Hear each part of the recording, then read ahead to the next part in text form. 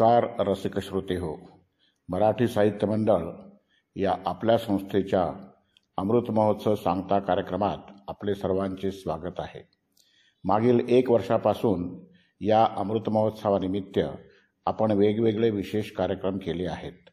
हे कार्यक्रम सांस्कृतिक, सांगीतिक तसेच साहित्यिक या स्वरूपाचे होते.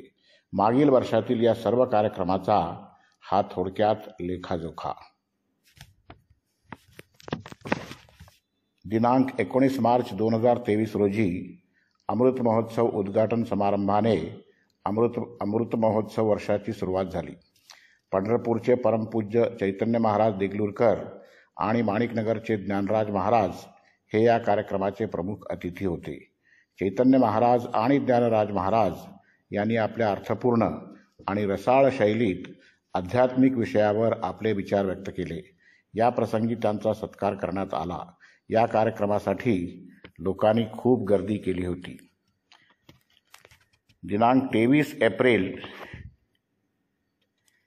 2023 रोजी स्वरांजली हा कार्यक्रम सादर करण्यात आला. कलबुर्गी येथील नामवंत शास्त्रीय गायिका सरोज अनगरकर कोल्हारकर यांच्या स्मृतीनिमित्त हा कार्यक्रम सादर करण्यात आला. यात उमा शर्मा, श्रुती जोशी, श्रीलक्ष्मी देशपांडे आणि अभिषेक जोशी या कलाकारांनी गायन सादर केले. हार्मोनियमवर बद्रीनाथ मुडबी आणि तबल्यावर विजय सागर आणि निखिल कोल्हारकर हे होते. दिनांक 30 जून 2023 रोजी पर्यावरण दिनानिमित्त 1ली ते 4थीच्या शालेय विद्यार्थ्यांसाठी चित्रकला स्पर्धा भरवण्यात आली. या स्पर्धेसाठी गुलबर्ग्यातील प्रसिद्ध चित्रकार डॉक्टर SM नीला आणि श्री पंकज देशमुख यांनी परीक्षक म्हणून काम केले. स्पर्धेच्या शेवटी विजेत्या स्पर्धकांना बक्षिसे देण्यात आली. तसेच सर्व बाल कलाकारांना उत्तेजनार्थ बक्षिसे देण्यात आली. दिनांक 7 ते 10 ऑगस्ट 2023 या काळात चिन्मय मिशन नांदेड या संस्थेचे स्वामी प्रत्ययानंद यांची प्रवचने आयोजन करण्यात आली. या काळात स्वामीजींनी सकाळी ईशावास्योपनिषद आणि संध्याकाळी भगवद्गीता 15वा अध्याय यावर प्रवचने दिली. तसेच यावेळी या कार्यक्रमाची प्रेरणा असणारे डॉक्टर दाम्पत्य श्री आणि सौ बनाळे यांचा सत्कार करण्यात आला. दिनांक 5 सप्टेंबर 2023 रोजी दिवस सृजनाचे हा काव्यगायन आणि काव्यवाचन यांचा कार्यक्रम झाला. यात कलाकार मीनल गानू, संजय गंगाखेडकर, नंदिनी रानडे, अरविंद देशपांडे, शुभांगी मांडे आणि सुधीर मोघे यांनी पावसाचे वेगवेगळे मूड्स सादर करणाऱ्या कविता सादर केल्या. दिनांक 24 सप्टेंबर 2023 रोजी पुस्तक प्रकाशनाचा कार्यक्रम सादर झाला.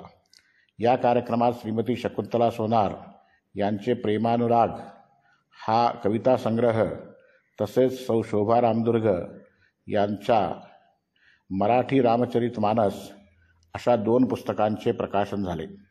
या प्रसंगी डॉक्टर परिमळा आंबेकर आणि डॉक्टर फम शहाजिंदे हे मुख्य अतिथी होते. कार्यक्रमात शकुंतला सोनार आणि शोभा रामदुर्ग यांचा सत्कार करण्यात आला. दिनांक 29 ऑक्टोबर 2023 रोजी अरुणोदयातील क्षितिजरंग हा विशेष संगीत कार्यक्रम सादर करण्यात आला. कलबुर्गी येथील प्रसिद्ध कवयित्री सौ वंदना किणीकर यांच्या कवितांचे गायन करण्यात आले. यात पंडित रमेश कुलकर्णी, श्रुती कुलकर्णी, जयराज कुलकर्णी, महंतेश हरवाळ, सतीश देशपांडे या कलाकारांनी सौ किणीकर यांच्या कविता सादर केल्या. दिनांक 16 सप्टेंबर 2023 रोजी मंडळात बहुभाषिक कवी संमेलन आयोजित करण्यात आले. यात मराठी, कन्नड, हिंदी आणि उर्दू भाषेतल्या जवळजवळ 34 कवींनी आपल्या कविता सादर केल्या. या प्रसंगी मंडळाकडून प्रत्येक कवीला सन्मानचिन्ह आणि प्रमाणपत्र देण्यात आले. दिनांक 17 डिसेंबर 2023 रोजी शास्त्रीय गायनाचा विशेष कार्यक्रम सादर करण्यात आला. यात डॉक्टर स्वप्नील चाफेकर यांनी गायन प्रस्तुत केले. तसेच रवी किरण नाकोड यांनी सोलो तबला तर वस्त्रदमठ यांनी हार्मोनियमचे वादन केले. दिनांक 4 फेब्रुवारी 2024 रोजी मंडळात संक्रांतीनिमित्त महिलांसाठी हळदी कुंकू आणि तिळगुळ कार्यक्रम सादर करण्यात आला।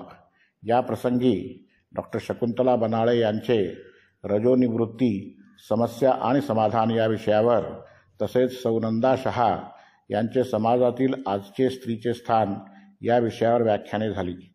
कार्यक्रमाच्या शेवटी हळदी कुंकू आणि तिळगुळ वाटप करण्यात आले।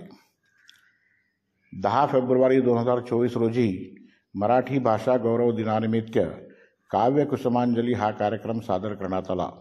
यात मराठीतील नामवंत आणि गुलबर्ग्यातील स्थानिक कवीच्या कवितांना गायन रूपात प्रस्तुत करण्यात आले। यात कलाकार पंडित रमेश कुलकर्णी, श्रुती कुलकर्णी, जयराज कुलकर्णी आणि सतीश देशपांडे यांनी भाग घेतला।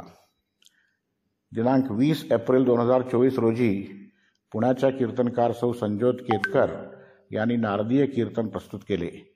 यात त्यांनी पूर्व रंगात संत तुकारामाचा अभंग तर उत्तर रंगात संत कान्होपात्रा यांची कथा सादर केली। तबल्यावर सुधीर जोशी तर हार्मोनियमवर धनंजय हे होते।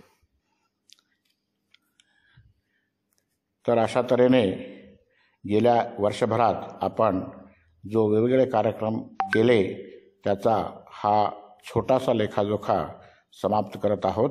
धन्यवाद।